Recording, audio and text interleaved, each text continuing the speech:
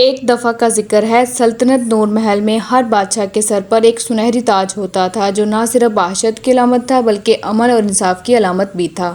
ایک دن تاج محل سے غائب ہو گیا، سب پریشان ہو گئے، بہت ڈھونڈنے پر بھی نہیں ملا۔ بادشاہ نے اعلان کیا کہ جو بھی سنہری تاج کو واپس لائے گا اسے سلطنت کا ولی عہد بنا دیا جائے گا۔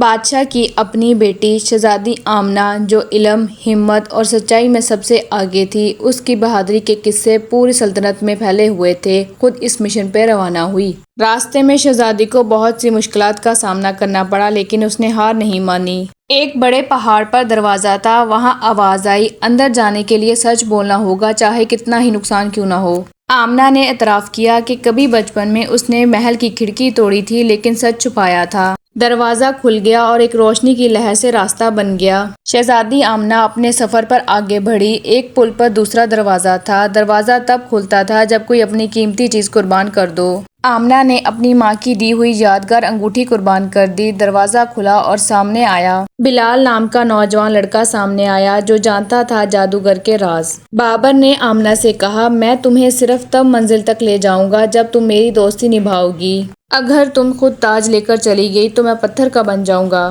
آمنہ نے وعدہ کیا اور کہا، میں تنہا کامیابی نہیں چاہتی، دوستوں کے ساتھ جیت اصل جیت ہوتی ہے۔ دونوں سفر پر آگے بڑھے، آخر کار وہ اندھیر نگری پہنچے جہاں جادوگر نے تاج کو چھپا رکھا تھا۔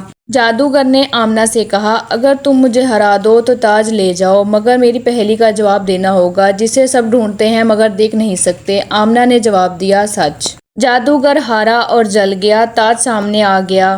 آمنہ تاج لے کے واپس سلطنت لوٹی۔ سب نے آمنہ کا اچھے سے استقبال کیا۔ آمنہ نے تاج لا کر اپنے والد کے سر پہ رکھ دیا۔ بادشاہ اپنی بیٹی کی بہادری پر بہت خوش ہوا۔ بادشاہ نے اعلان کیا کہ سلطنت کی اگلی ولی عہد میری بیٹی شہزادی آمنہ ہوگی۔ آمنہ نے تاج کو ہاتھ میں پکڑا اور کہا، میں ہمیشہ اس کی حفاظت کروں گی۔ آمنہ اور بلال کی دوستی اور بھی گہری ہو چکی تھی۔ بلال کو سلطنت کا وزیر بنا دیا گیا۔ دونوں نے سلطنت کو اچھے سے چلایا اور دوستی کی ایک نئی مثال قائم کی۔